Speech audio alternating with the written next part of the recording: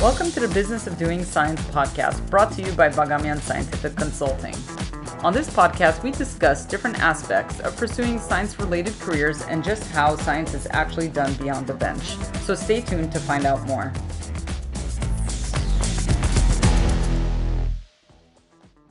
Welcome to our second Business of Doing Science Social Hour. I'm Karun Bagamian, joined by my co-hosts Lindsay Leitner and Heidi Bolduc. In this episode, we discuss a topic that has become more relevant in the context of today's political discourse, the global health renaissance. Before we dive into this critical conversation with our guests, Poonam Amratia and Fredros Okumu, we want to acknowledge that this episode was recorded before the current U.S. administration's policies began to take shape in early 2025. As we release it now, we recognize that some of the views and perspectives shared may already be evolving in response to shifting political landscapes. This discussion explores the global health renaissance, a movement toward more data-driven, sustainable, and locally led public health systems in Africa. But as history has shown us, progress in global health is deeply intertwined with policy, funding, and international collaboration. The role of foreign investment, particularly from countries like the United States, has been instrumental in shaping public health programs worldwide. And as leadership and priorities change, so does the future of these programs. This episode serves as both a reflection and a call to action. As we navigate new political realities, we must carefully consider how we reshape public health initiatives. Sustainable solutions require long-term commitment, strategic adaptation, and most importantly, a deep understanding of the local and global impact of these decisions. We encourage you to listen to this conversation with an open mind and a forward-thinking perspective. Now more than ever, it is crucial to protect and strengthen the systems that safeguard human health, because progress should not be undone, but built upon. Now, with that said, let's dive into this very topical discussion with Poonam and Fredros. Welcome to this episode of the Business of Doing Science. We're really excited to have two experts, Poonam Amratia and Fredros Okumu, with us today to join us in this conversation about global health. Poonam, can you tell us a little bit about yourself? My background is in geospatial modeling. I've been a geospatial modeler for over a decade. I started my journey working with KEMRI Wellcome Trust in Kenya, which is a government body. Moved on swiftly to do a PhD at the University of Florida before landing myself at the University of Oxford, where I was a postdoctoral fellow with the Malaria Atlas Project. Fast forward 7 years later, and now I'm the technical lead for the new Malaria Atlas Project Dar es Salaam node that is located at Ifakara Health Institute in Dar es Salaam, Tanzania. So very excited to be here, Karan. We are so happy to have you. Thank you so much. Fredros, can you tell us a little bit about yourself? First of all, it's nice meeting all of you. And my name is Fredros, as you said. I have a related but not exactly similar background as Poonam. I am a mosquito biologist, so I catch mosquitoes for a living. For a long time, I worked in Tanzania as well. I went there as a 25-year-old and only recently left. I still work a lot with Tanzania. Between 2016 and 2023, I was also the Director of Science at Ifakara Health Institute in Tanzania. I continue my role there as a scientist, but I've since moved to the University of Glasgow in Scotland, where I'm a professor of vector biology. And I'm very excited also to be with you guys here. We are so thrilled to have you here. One of the things that we're going to talk about today is this idea of, as Poonam likes to call it, the global health renaissance. Poonam, will you tell us a little bit of what you think about that? To give the audience a little bit of context here, for those who aren't aware, there was a lot of noise that went around the 2020 time around decolonizing of global health. Now, it's a term we don't love to use, but there was a lot of limelight put onto the concept that a lot of funding normally goes to institutes that are not located where a lot of tropical diseases are. So we term that oftentimes the global north versus the global south, but I'll try and refrain to use those words. So there was a lot of debate that came about around 2020 about how we need to change the fundamentals of how we're doing things in global health.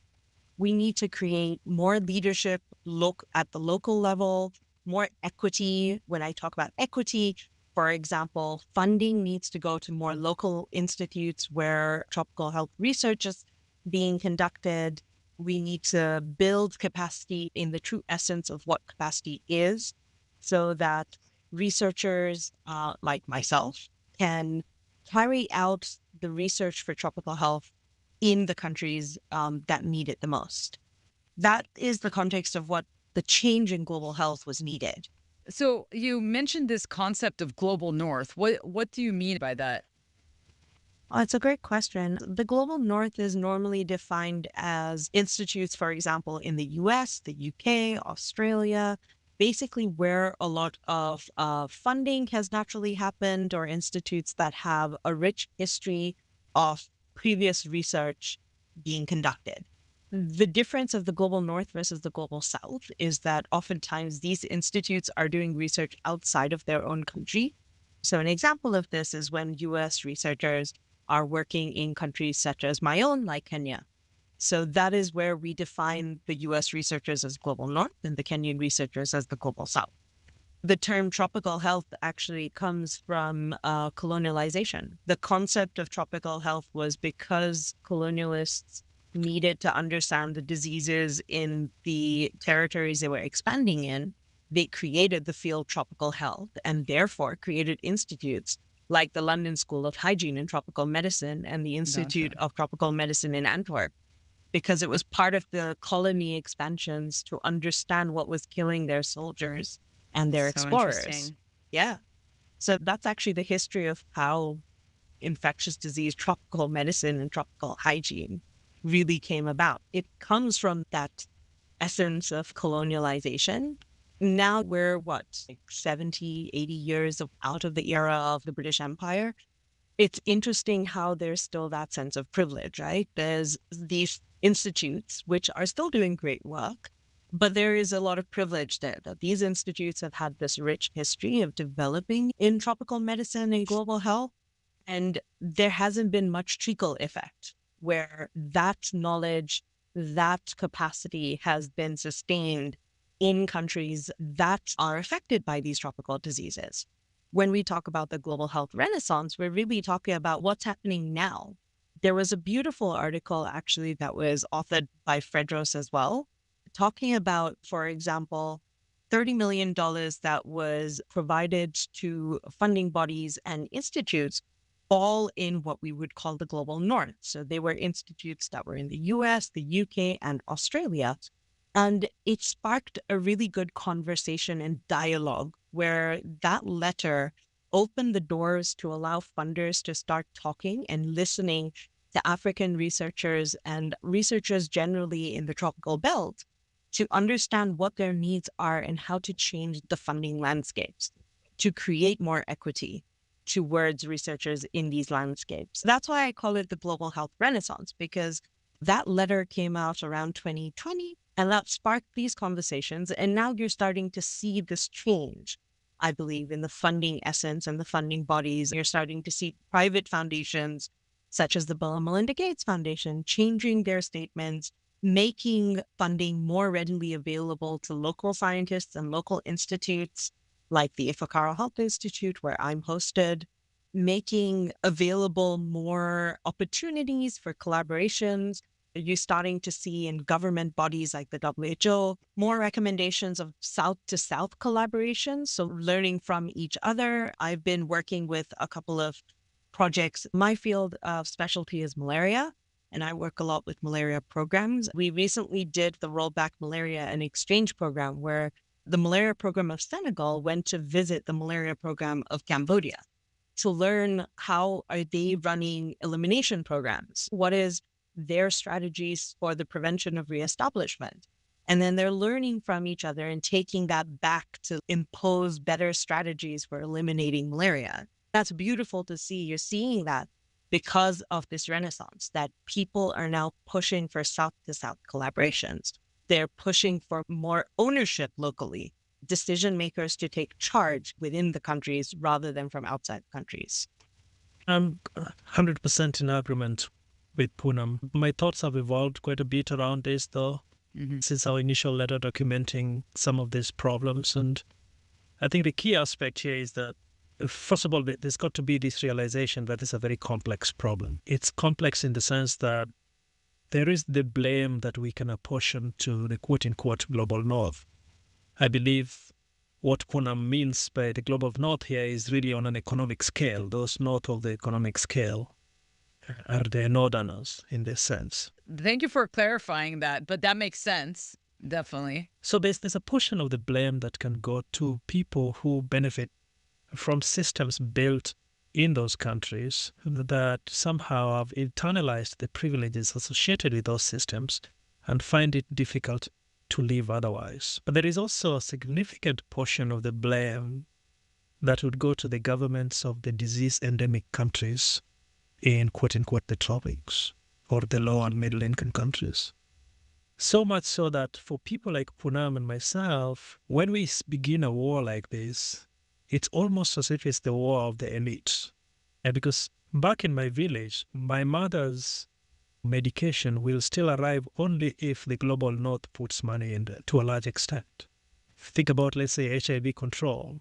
In many African countries, it's almost entirely financed by the United States. We can blame the United States scientists for taking advantage of this system, but we must also blame the countries for neglecting this public health crisis. And in fact, for the low-income communities in these countries, they really have no alternative. When I was growing up, there was no global fund, which is today the main financier of HIV, malaria, and TB control in Africa. There was no USAID President's Malaria Initiative, which is now the main financier of malaria control in Africa. There was no Bill and Melinda Gates Foundation. These are very recent developments. But there are also governments where the parliament will refuse to allocate financing to the Ministry of Health with the argument that the Ministry of Health has already received money from Global Fund. And so they do not deserve any additional allocation. So actually, for me, it becomes even a more messy conversation. And it's a conversation that requires the understanding from the North, but also the understanding from the leaders of the South. And that is where the concept of the Renaissance comes in. Because it's got to be a Renaissance that includes the self-reflection of the people like Poonam and myself. What do we do? What can we do? And how do we continue without alienating the people from the North, but instead making them realize that some of the structures within which we currently work are not sustainable, are not moral, are not ethical? We appreciate that the universities must have been built up on these structures, but as individuals, maybe there's something they can do to improve things. For example, they can build capacity in these countries so that by the time they finish with their research project, there is also someone like Poonam or someone like Fredros who can do the next research. This is how I was trained. And I think that's a good process, that you're not just going to do your research, getting the data, going back to your university, getting all these accolades, etc., etc. But in the process, you're also helping that country, creating some jobs, training some local people who can continue this process. So this is where I think we should emphasize a little bit and continue the conversation from there. But yes, I completely agree that we are at a time when a lot of conversations are happening here, and I think it's an opportunity for us to actually implement the so-called Renaissance, as Poonam describes it. Yeah, that sounds like a tall order for you guys, but it's amazing that you're actively living this and doing this. That's actually something that I'd like to hear more about. I'm sure others would too, about your personal experiences and how that has tied into this, your journey, and how that's tied into what we're talking about. So I think that the important point to raise here is that for countries that are overburdened by infectious diseases, they need not just the supply of medicines or instruments and money. In addition, they also need a good supply of technical capacity. Actually, it might even be that having technical capacity is a better start than having the medicines and the equipment. For people like myself, we have benefited from systems where the financing came from the North to do small amounts of research in these countries. But the people who led this research saw that it was necessary to also build the technical capacity. And so we are products of those. This is how I got to train initially at local universities and eventually at the London School of Hygiene and Tropical Medicine, where I received my PhD. And I think for most countries, you need this technical capacity. Regardless, people don't have to be sent abroad to train. They could train locally. But that's a good starting point, having that technical capability. Once you have this, it then becomes the responsibility of those people to decide on what exactly their strategy should be, on how to deal with these diseases. Where do they want to put the resources? And I think what unfortunately continued to happen was that the global north not only provided money, but also enforced their own desires in terms of where the strategy should go. So much so that for diseases such as malaria, Poonam and myself work on malaria control. We know from historical times the best approaches to control the disease based on the basic biology of the mosquito. Approaches that have been used in the United States very successfully, been used in Europe very successfully. You cannot find these approaches in a malaria control strategy in a malaria endemic country in Africa today. So you open the strategy of Ghana, Kenya, Tanzania, you will not see the things that actually worked. Instead, what you will see are the things that are agreed upon at meetings in Geneva or Washington, D.C., or Western capitals, usually in meetings led by the global north with participation of the African elite, like myself, who essentially are just gatekeepers.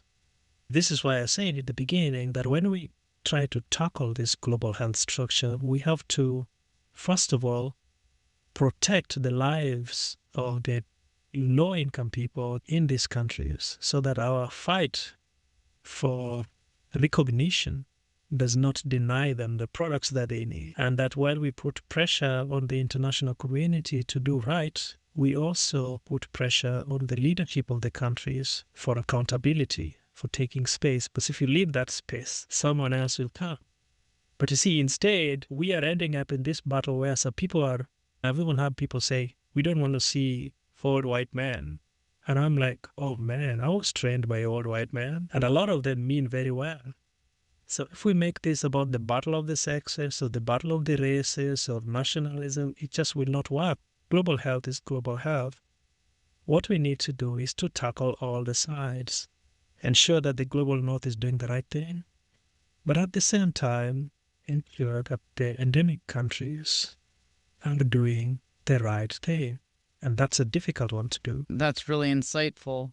You mentioned original strategies that aren't used anymore to control mosquitoes. I'm just curious, what do you mean about that? I'm a mosquito biologist, and a lot of my work revolves around methods to control malaria. Malaria is a disease transmitted by mosquitoes, so usually you get bitten by a female mosquito of a species we call Anopheles, and it can carry the parasite into you from someone else. It can also pick the parasite from you to someone else. This mosquito breeds in surface water, and it's more likely to be found in houses that have openings. In the past, people studied this basic biology and just made sure that surface water was non-existent except in very few places, that people had good housing. In addition, they carefully sprayed very effectively inside people's houses. This worked very well. In fact, in many places, it just finished the disease. Then, of course, you gradually improve the economies of these households. So if someone gets sick, they're not having to choose to either buy food or go to the hospital. And this gives you long-term sustainability. And you continue to ensure that the houses are increasingly better and better. These are not things you do within the Ministry of Health. These are things you bring in your Ministry of Environment, your Ministry of Housing, your Ministry of Finance, and you say, this is a societal problem, how do we solve? This is how you deal with the problems on a sustainable basis. Today, instead, what is happening is that there is a commercial aspect to things such as insecticide-treated mosquito nets. And so people, the decision-making committees believe that the best way to control malaria is to distribute commodities. And yes, of course, these nets, when you sleep under them, they will give you some protection today and tomorrow and for the next 1 year or two. And then you have to distribute them again. And again, and again. And every time you distribute it, a country is asking for $20 million to do a single round of distribution. In 2 years, they're looking for another 20, 30, 40, $50 million to do another round of distribution. And year in, year out, populations are increasing in these countries. The prices are going up. So you're essentially just chasing wind. You're doing nothing sustainable. But this seems to be the only thing that makes sense to decision makers, because they can say we distributed 2 million nets. They can go to Congress and say we need money for another 1 billion nets. Today, as we speak, 3.3 billion bed nets have been distributed in Africa since 2000. What has happened to malaria cases? They've continued to go up. A few times you see a reduction for 1 or 2 years, and then it continues to go up. Poonam spends a lot of time mapping the risk of malaria. It never changes. And yet, this is not cancer. This is not some autoimmune disorder that is difficult to know. This is a disease for which we have known its etiology more than 150 years. It can be controlled with simple methods.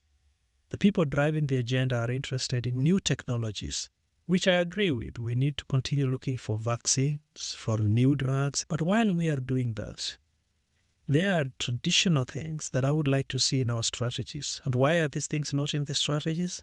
Because countries are afraid that WHO has not approved this, and if WHO does not approve it, the people with the money will not pay. They go to their strategy, they put the things that WHO has approved, because then they can go to Global Fund and say, can you give us money to buy 2 million nets, 200,000 nets, or 6 million nets?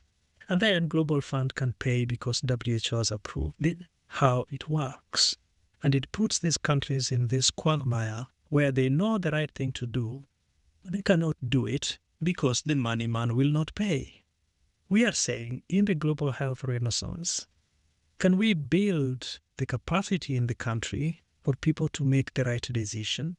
And in addition, can we change the international financing system so the countries are free to spend the money whichever way they want? These are difficult problems because as low-income countries like Ethiopia or Kenya or Tanzania, they cannot go to the international market and borrow loans, take out money. They will be told you don't have credit-worthy rating. So you have to spend your own money, and it's very difficult. So it's a situation where you have to ask the West for the money, and you have to spend it in the way you want. And the West saying, well, we'll give you the money, but we will also give you the experts. And we are saying, no, can you please continue to give us the money, but let us make the decision how to use it. And that is not an easy thing to do. And so I think the Renaissance will be a long-lasting battle, but I think it's a battle worth fighting. I think that's really, unfortunately, more common than not. Society always wants a faster, in their eyes, stronger solution that they think is more efficient, but then they ignore things that have worked before. And especially in this case, it sounds like what worked before would require a lot more investment, investing in better homes or better construction and these kind of things. But in public health, there's this idea of one health, that everything's connected, basically your environment, your people, your socioeconomics. And this is a great illustration of that. I really agree with what Fredros is saying. The entire concept of global health is the global part. It's to work together. It comes with challenges. There is nothing that comes without a caveat to say, right? There have been very good things that have also come out in the last decade. My space is all about data. I'm a geospatial modeler. As a modeler, that means that data is my best friend. I'm a bit of a data nerd. Because there has been this presence of, we need to understand the disease, we need to understand where it is, there's been a lot of infrastructure built into health systems to start collecting information about just public health in general in the population, right? These systems are called health information systems. They're digital platforms like the DHIS2 that many countries have been progressively setting up, as well as starting to collect a lot of general data about what is their disease burden in their countries. That has really come out of a system of, because the funding has been relatively global, and yes, the Global Fund is a pretty new scheme in the grand scheme of things. It's been there since my time in global health. So thanks, Fredros, because I don't know the previous before global health times. But part of global health funding is also to fund health systems and strengthen health systems. For example, Global Fund specializes in the three major ones of HIV, TB, and malaria. And so they recognize that if you want to fight these three major diseases in countries, you need a strong healthcare system in place. And so they build an infrastructure to collect data to understand what is going on in these diseases. It's why people like me who are modelers can now go in and start exploring and looking at this data and looking at, well, you've decided to put lots of bed nets in your country. I can now look and explore what the impact of that is. I can explore what the distribution and coverages are. I can explore what the gap is. And that's part of this renaissance, that global health has always been something that has been done heavily in the global north. It was heavily based on projects, but now you're starting to see systems being built up, that infrastructure in the system itself being built up, that data is now becoming more and more usable to start helping people make decisions. So that's been really nice to see. And I think one of the really nice examples of this is also during COVID. Yes, not every country in Africa had the systems in place for diagnostics and testing, but because they have data collection infrastructures in place because of tropical diseases, they collected information on registries, digitalizing that information on registries, and then exploring with more simplistic analytics what is the number of cases of COVID in their countries. There are methods that I apply in my day-to-day basis in modeling that can take that kind of information and fill in the gaps. So we have a really nice saying when it comes to modeling. It's by George Fox. All models are wrong, but some are useful. And I'm sure many people have heard that saying before. It just goes to show that you can collect lots of data, but then you know that the data might not be perfect. And so a model can maybe help you with understanding that little component that you might not be able to see. It won't give you the ultimate answer to anything, but it will help fill in a gap. I think that's a big part of the global health renaissance, that now we have this strong ability to build in data analytics into our kind of work streams. And as you mentioned, my personal story, I'm born in Kenya, grew up in Kenya. Like Fredros, I also went to institutes in the UK and the US. I did my master's at Imperial College. I did my PhD at the University of Florida, where I met you, Karun, actually. I got to get trained by some of the world's best in the space of modeling. And now I get to take that back with me and build a team that's local in Tanzania that can support a really important scheme, which is trying to understand, why are we stalling in malaria? What are the best strategies? Where should we be deploying the right things, like Fredros is saying, in order to try and change the curve for malaria overall? So it sounds like there's been a real growth of data use culture that you're talking about. What I find interesting is you mentioned that data collection is not perfect. I think surveillance data collection of any disease anywhere is usually difficult. And let's say, for example, COVID, right? Of course, at the beginning, when it was easier to document what was happening, we have better data on that. But then over time, we don't know how many cases are going on or things like that. I think it's really common. I think that's a challenge in general, but it's a big deal to be able to recognize the importance of that and then figure out how to integrate that into your systems. In those countries too, there's a lot of local experience with dealing with emerging infectious diseases. Is that right? Exactly. That's some knowledge that it is already there. So capitalizing on some of that, because a lot of diseases emerge in the tropics because of different environmental factors and things like that. But that knowledge probably also comes into play when you're facing, let's say, the pandemic, correct? Exactly. We have schemes. So I live in the city, Nairobi. Nairobi is an incredibly dynamic city. If you ever are in Kenya, please come visit. But when COVID hit, it wasn't as shocking as you would think. So yes, it was shocking to see what was going on in countries like the UK, the US, how things are shutting down. Yes, our country shut down, but there was a lot of sensibility in the rules that applied. The way our population structure is in Kenya is that a lot of elderly people live in more rural parts, And a lot of young people tend to live in urban centers like the capital, Nairobi. Because this was a disease you were starting to identify was affecting elderly people, instead of locking everybody down, they said, hey, we're going to restrict movement from cities to rural parts. So if you live in the city, stay in the city.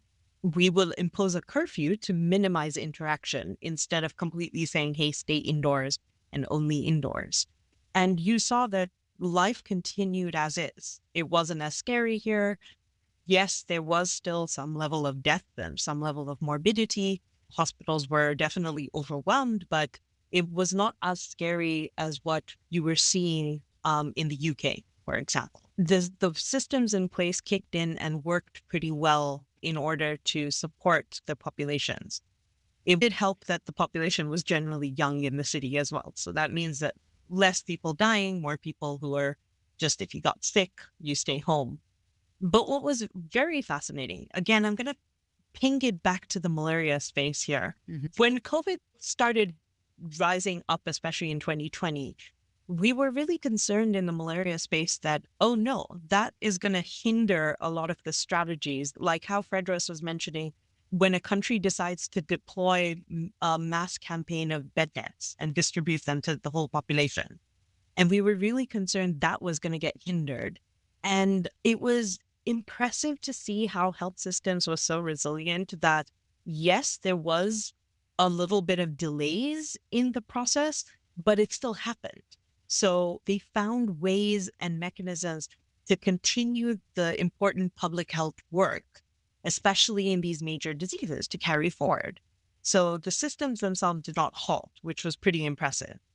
And what do you attribute to their success? What do you think helped them? I think every country had a different story in that instance. Okay. Countries decentralize their systems, meaning that they put supplies outside and then they just manage local people to start doing distributions.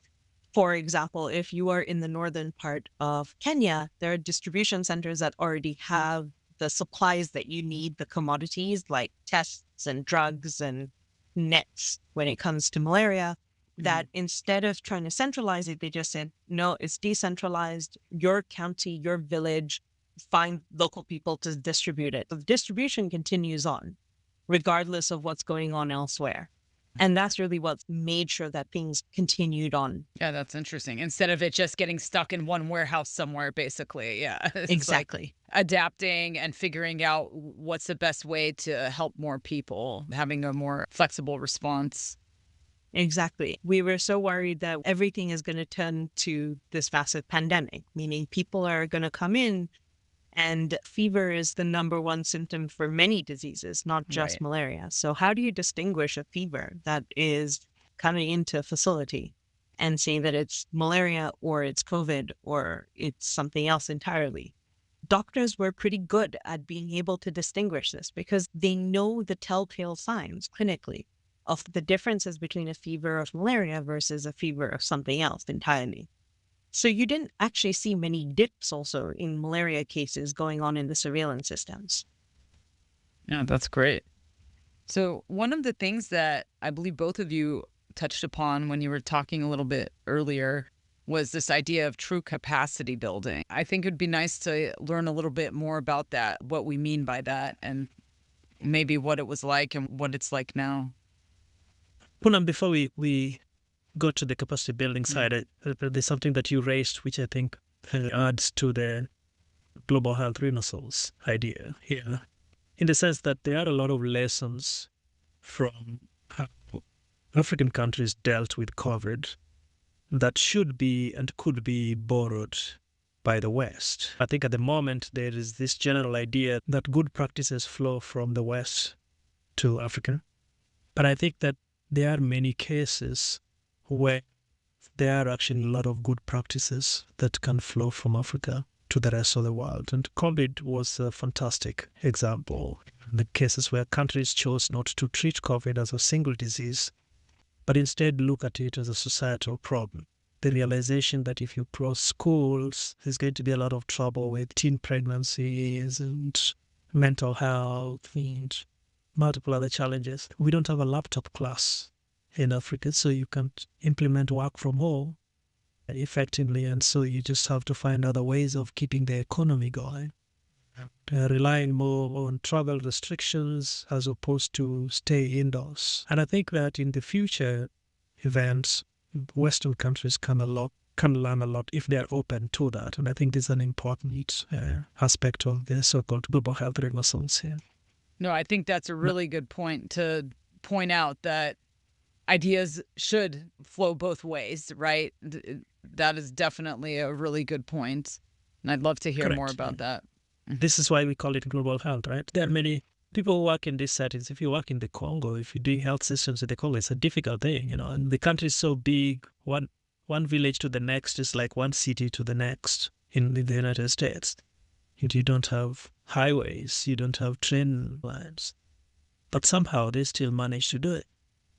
How do those community networks operate? And I think there are lessons that can be learned from there to support infectious disease control in the US. So that's that. But you've asked a question about capacity.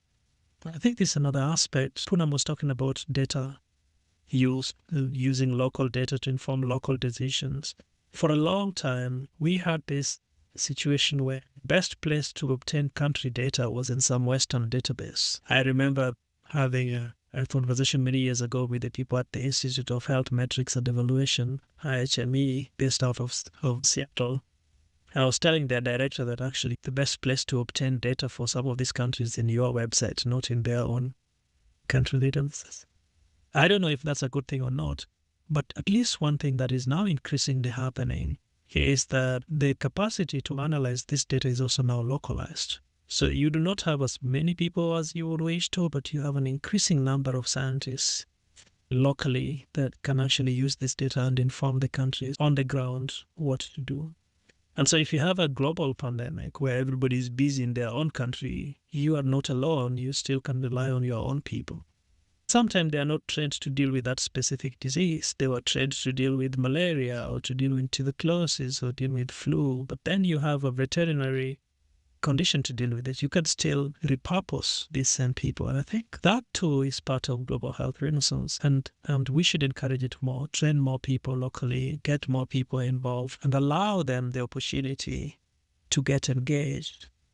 There are times when I would go to the Ministry of Health and say, may I have a meeting with you? And if at the same time there was a Western agency that arrived, they would give the meeting to the Western agency and not me. These countries themselves didn't necessarily listen to their own scientists, in part because we didn't have the financing to organize a meeting and pay per diem, but some Western agency had the money.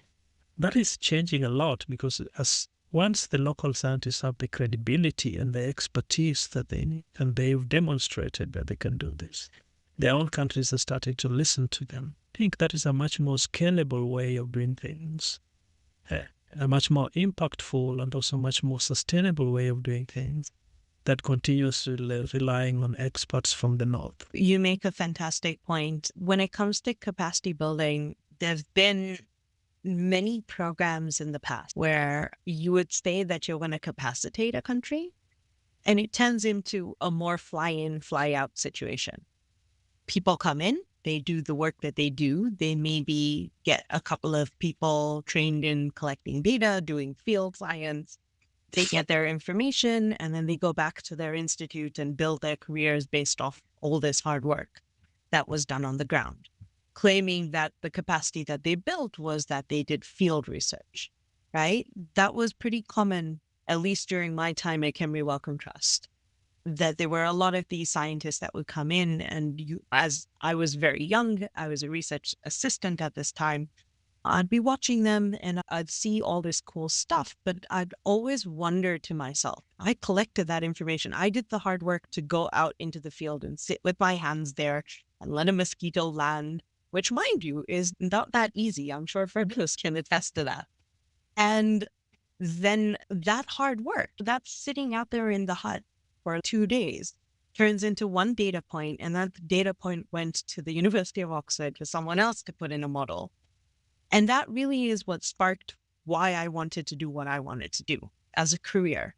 I saw there was a lot to be done, and there wasn't someone who looked like me that was a modeler.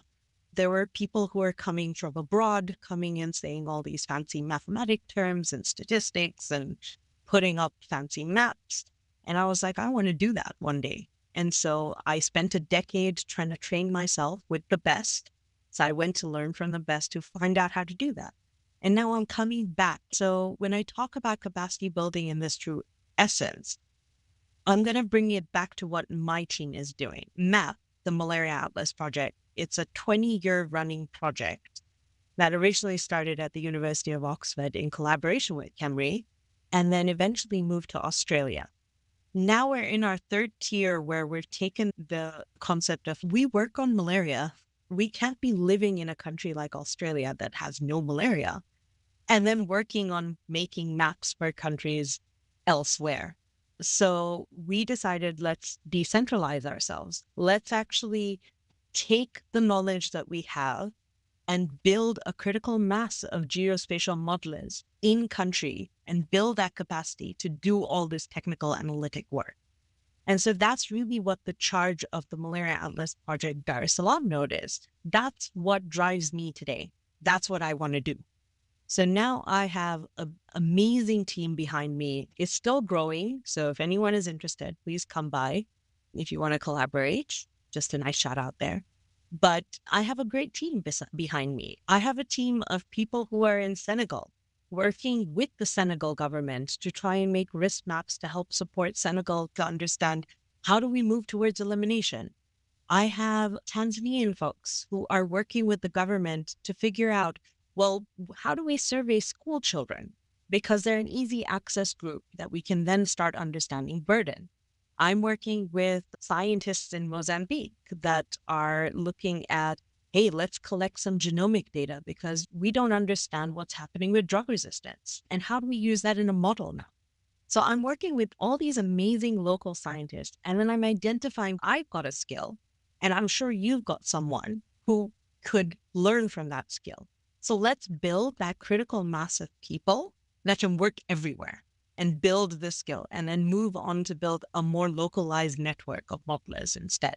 That's what I mean by capacity building in its true essence. It's taking that learned knowledge that people like myself and Fredros have had and helping to build that new generation now.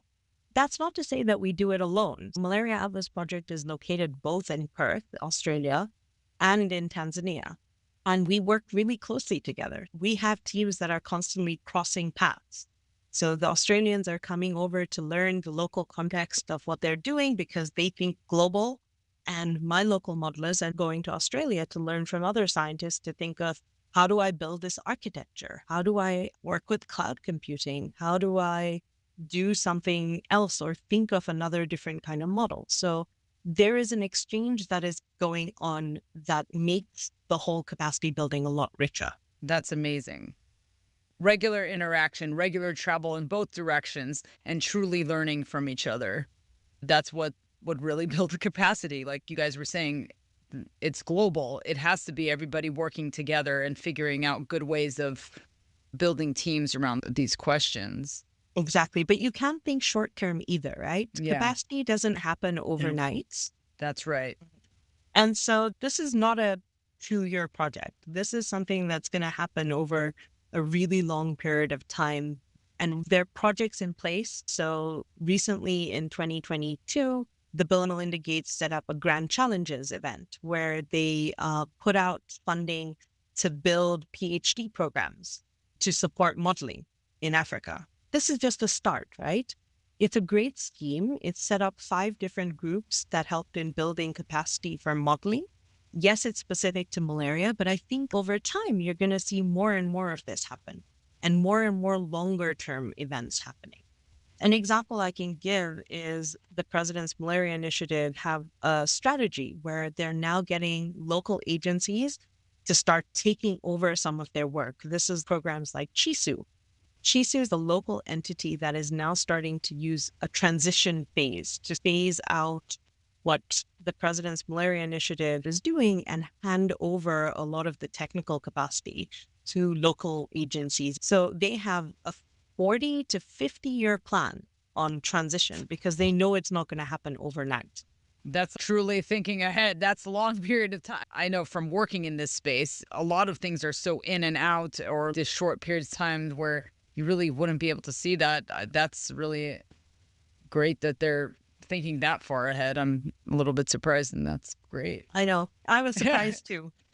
So, what do you guys see happening, or where do you think we're going with all this? Multiplication, expansion, acceptance, and many of this kind of stuff. So I want to see 200 Poonams, but I also want to see them being accepted by the countries. You don't want your own country telling you that I would rather listen to a scientist from Johns Hopkins than listen to my own scientists here, which unfortunately might still happen in some sense. So you want acceptance. And I think we also want scale and adoption of simpler ways of doing things, not necessarily reinventing. There are cases where we have to learn the methods of the West because those really are the only methods. But the world is transforming a lot, and so there are cases where we could actually skip some of those processes and learn the easier ways. Poonam's began a career with basic coding, I presume, and I'm wondering whether countries can scale up much more by natural language coding and just do the same thing at scale. From our research group, we graduated 6 PhDs, and 2 of them worked on AI-powered systems for disease diagnostics. One of them worked on AI-powered system for disease diagnostics, another worked on AI-powered systems for surveillance. But I remember that when we were beginning, we didn't have any local capacity in Tanzania to do that, so I had to send students abroad to go and do that. So for me, when you see for the first time an entirely homegrown PhD program with a very strong thesis on AI-based diagnostics, you feel it may not be the end, but I think it's a very good start. And so you want to see the multiplication of these processes. You want to see many more of these people. Obviously, we realize that not all of them will go into local practice for this public health, but by scaling up these processes, you have a lot more pathways. Some of them will go into academia, some will go into industry, some will go into policy decision-making. This is really then when it becomes transformational. Because as always with public health, you don't achieve value solely from the efficacy of a product, how good that product is.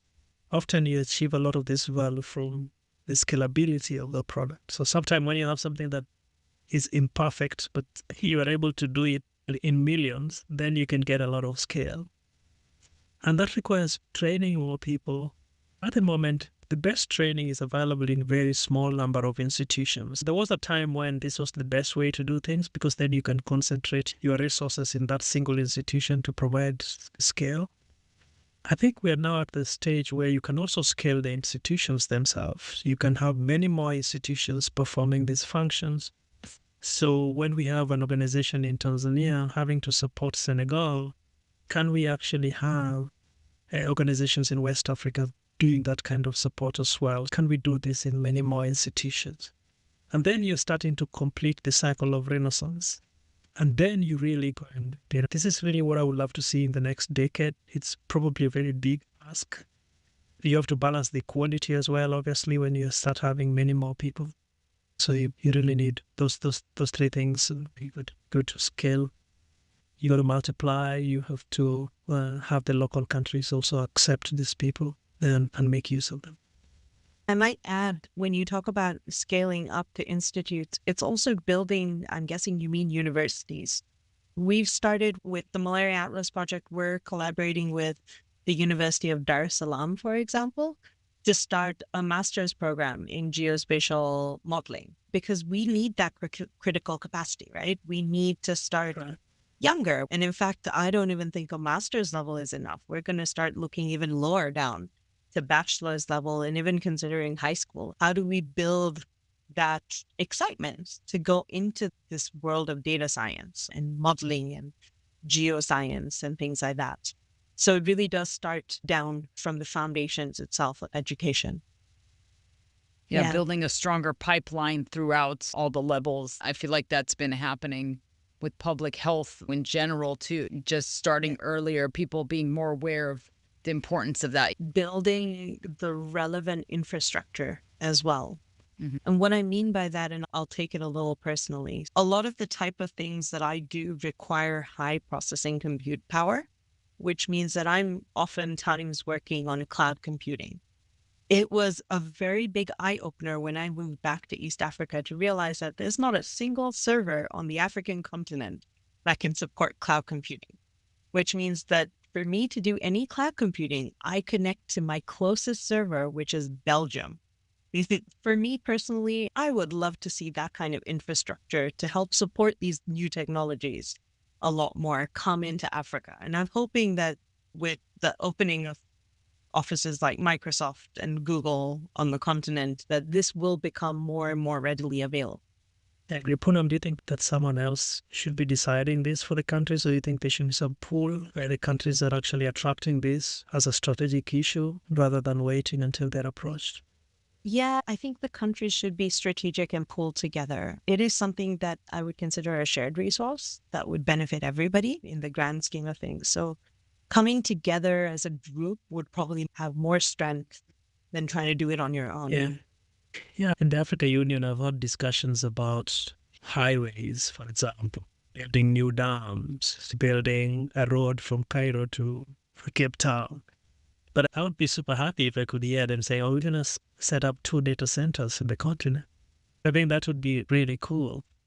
But I think that global health systems rely a lot on external infrastructure that also support other things. And I think that integration requires multi-sectoral conversation led by the governments. As scientists, we operate a lot on, one-to-one. I talk to global health scientists in the north and we start a collaboration. But to make these things work sustainably, it's going to require our governments to begin putting in the time and the resources to strategically put these things together. Because then they will be supporting not just global health, but also other service industries, right? They will be supporting education sector. They will be supporting the agriculture sector. And unfortunately, without such systems, there's only so far you can go. Growing areas such as genomics, data sciences, AI, stuff like this is going to be very difficult to do without some background investment in, number one, the people, and number two, the infrastructure. And these are things that only the governments can lead. They're not going to be a university-based projects. They have to be led by the government. How do you guys feel when you think about the future? I'm always sunshine and rainbows, so I feel very hopeful. I think that we're starting in a good direction now. Yes, there are a lot of roadblocks along the way. There's dwindling funding. There's challenges of conflicts that are happening. There's lack of infrastructure. But I think we're always moving in the right direction. So I'm hopeful for the future. And I see this as something that's not going to change in 1, 2, even 10 years. This is something that is going to take at least decades, if not a century, to change. But I'm hopeful that it will change, if not in my generation, the generation that comes after me. I'm hopeful too. The speed of change is unpredictable. I would still wish to see a lot more, accountability and responsibility. Actually, when we wrote our 2021 paper, we wrote a second letter also to the African research leaders, which didn't get any headway. Oh, I remember that paper. It was great. Yes, we were basically asking them to take responsibility. If you don't, someone else will. And then blame those people for doing so. So I want to see a lot more responsibility from the African leadership. I appreciate the fact that a lot of financing is still coming from the global north. But I think while that is happening, we should be building more resilient structures with our own domestic funding, even if it is small. But we need to be putting in gradually long-term systems. An example I like to give is you help us buy bed nets this year and next year and for the next 10 years.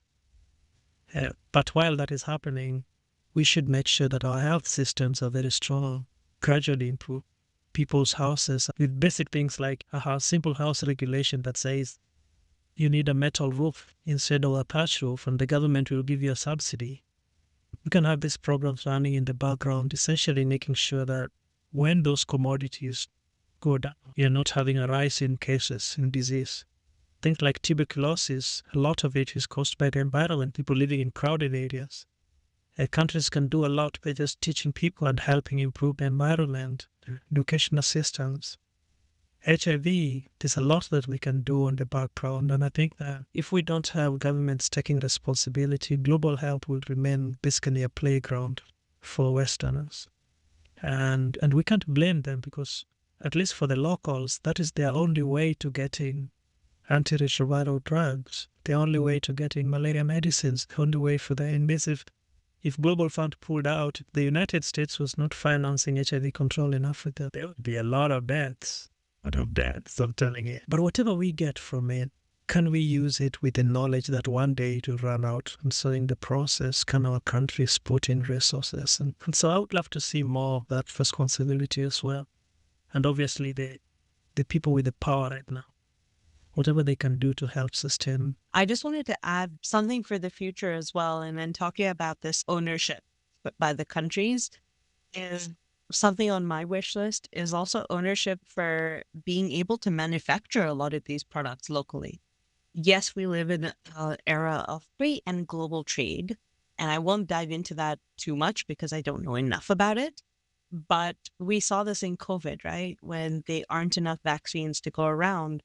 Something I would really wish for in the future is to be able to see the local ability to manufacture some of these vaccines to support vaccine preventable diseases. I know that this is a big agenda in the WHO Afro region, and I hope that as part of the agenda for the African Union and the African CDC, that this is going to be something that is going to really happen. And you're starting to slowly see that with the BRICS, with Brazil, India, South Africa, and China, that they're taking more leadership into developing and manufacturing a lot of these products that go into public health systems, meaning that there's more local ownership or regional ownership to help support their regions. So fingers crossed that will continue in the right direction. Yeah, that's right. I'm aware of these issues, especially I know there was vaccine shortages during COVID that could have been prevented if there was more local producing. And I know that there's a lot of efforts in different countries in Africa to have facilities for that. And then sometimes things get derailed. So I hope that will work out. This is one of the most frustrating things for me. Vaccine manufacturing is much more complicated one. There are simpler things. Bed nets is a good example. We need millions of it every year across Africa. But it's very hard to find a local manufacturer. So if you think about it, the fabric apparel industry is very vibrant in Africa. In Kenya, they manufacture a lot of clothes that they then export to the United States. So a lot of the clothes you wear are probably manufactured in these African countries through the EPZ systems. But somehow we don't manufacture the one global health tool that we need most. We don't manufacture bed nets. We don't manufacture the basic stuff. And that I don't understand. And I really do hope that, Nigeria has 25% of all the malaria in the world. That's why, for me, when you talk about global health, I find it a very complicated conversation because there's a very big accountability issue, a very big local leadership issue that must be addressed before we even start complaining about the global north. And some of it is just, many of these countries, they would rather import a product from India than buy it locally. And in fact, I know many times in Tanzania, when I go to a drugstore and say I want to buy Tylenol or paracetamol, the guy will say, do you want the one from Germany or you want the one from Kenya or you want the one from India? If you ask them the reverse, which one do people buy most? They'll say the locals would rather buy the one from Germany or India than the one from Zimbabwe. We don't even trust the products built locally. So it becomes a very complicated thing. That is why I think in the long run, we will need acceptability by our own countries. Because then you can manufacture stuff in Ethiopia, but the Kenyans will still rather import it from India than buy it from Ethiopia. But in the end, some local manufacturing really has to be done at scale. You've put a very beautiful African Kitenge Nigerian net in my head, and I think that would look way more fabulous on my bed than anything that the US or Europe would make. Just the colors alone. Kitenge net would be a nice one. Right? I think we better patent that, Fredros. Agreed. Function and fashion. What more could you want? Exactly. Yeah, I wrote about this a while. One of the papers that I found very difficult writing is a paper I call The Fabric of Life. I think I wrote this in 2020, where I asked the question, what if bed nets didn't have insecticides but were manufactured locally? Interesting. And the argument at the time was that one of the main reasons that African countries don't manufacture bed nets is because they don't have the technology to put the insecticide in the nets.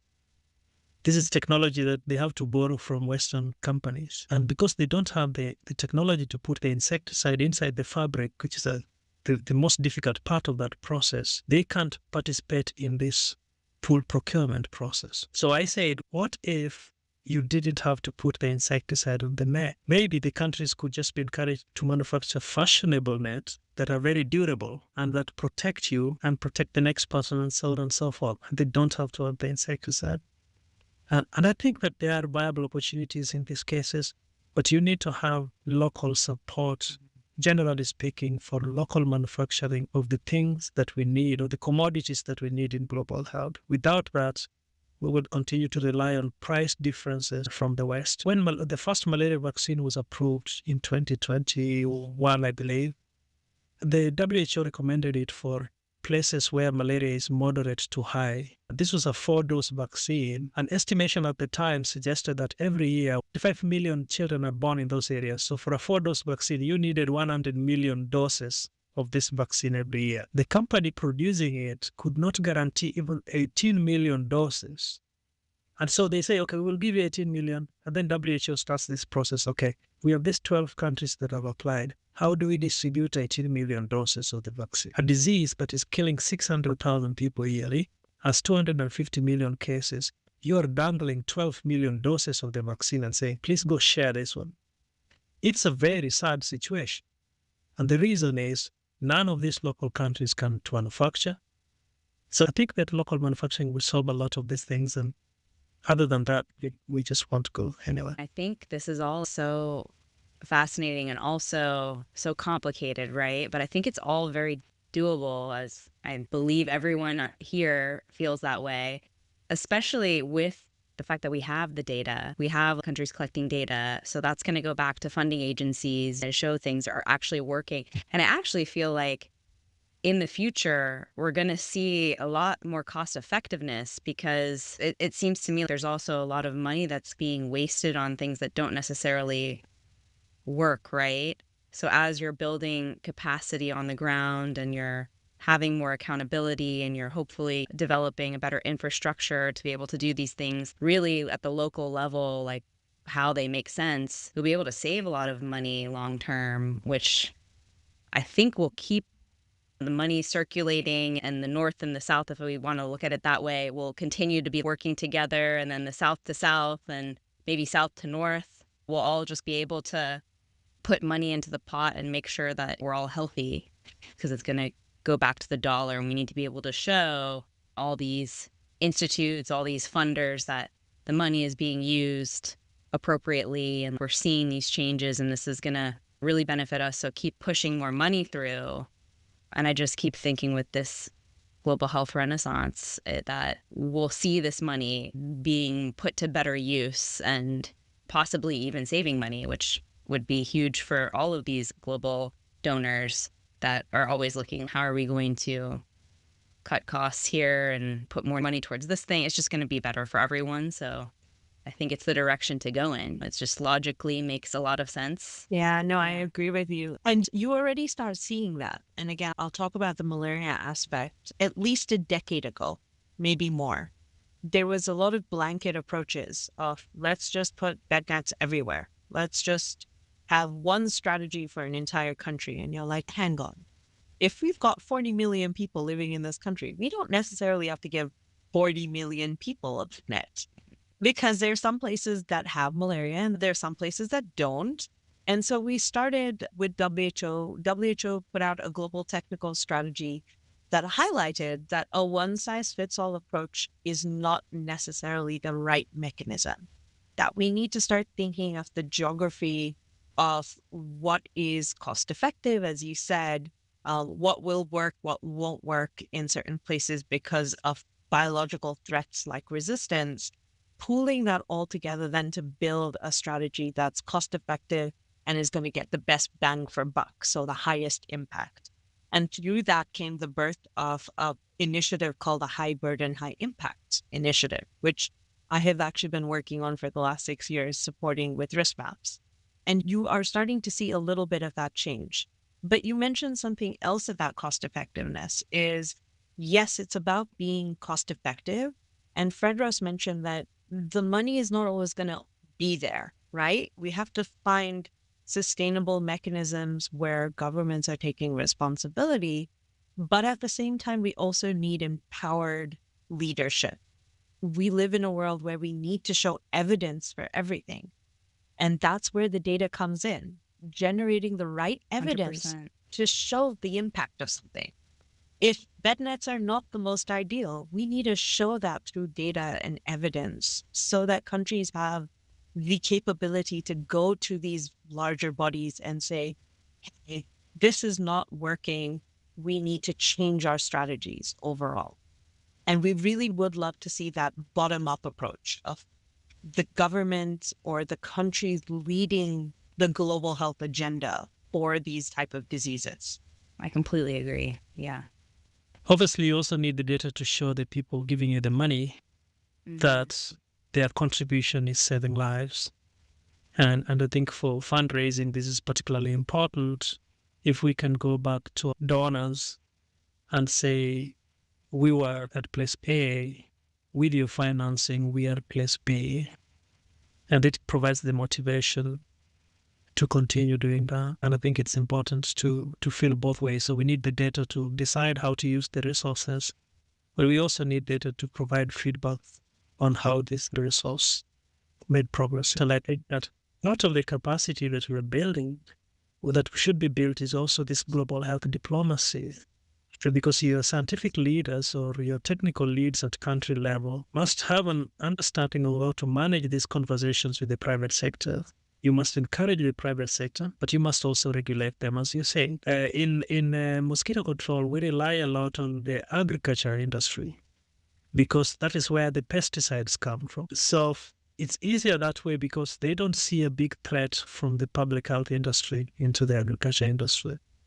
But we still have to convince them that you have so much money, why can't you put a little bit in public health, because then we can rely on it. If you don't encourage them to do that, they just will not. All the new pesticides we now have for public health came from agricultural side.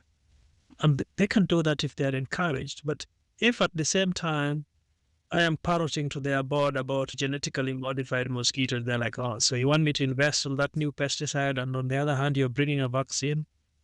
Where's the market for me there? So it's got to be a mix of carrot and stick here, but there's room for everybody. The thing is that many of the global health challenges we are tackling are so that even if everybody got involved, they'll still have enough income to do that. So part of it really is just activating the market and making sure it's vibrant, that the countries are willing to do that.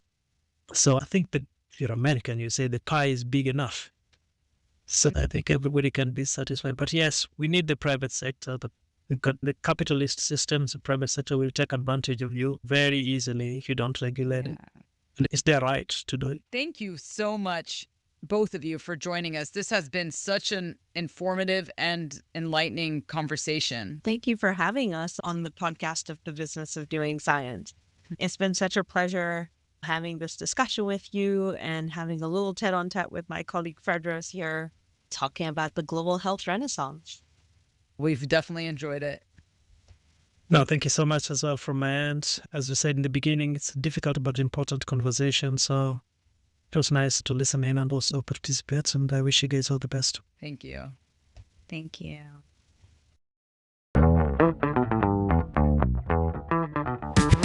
Thank you for joining us and listening to the Business of Doing Science podcast. For more information on our guests and access to career development resources, please click on the link to our website below. And remember, you can also visit the website to learn more about how Bagamian Psi can help you do science.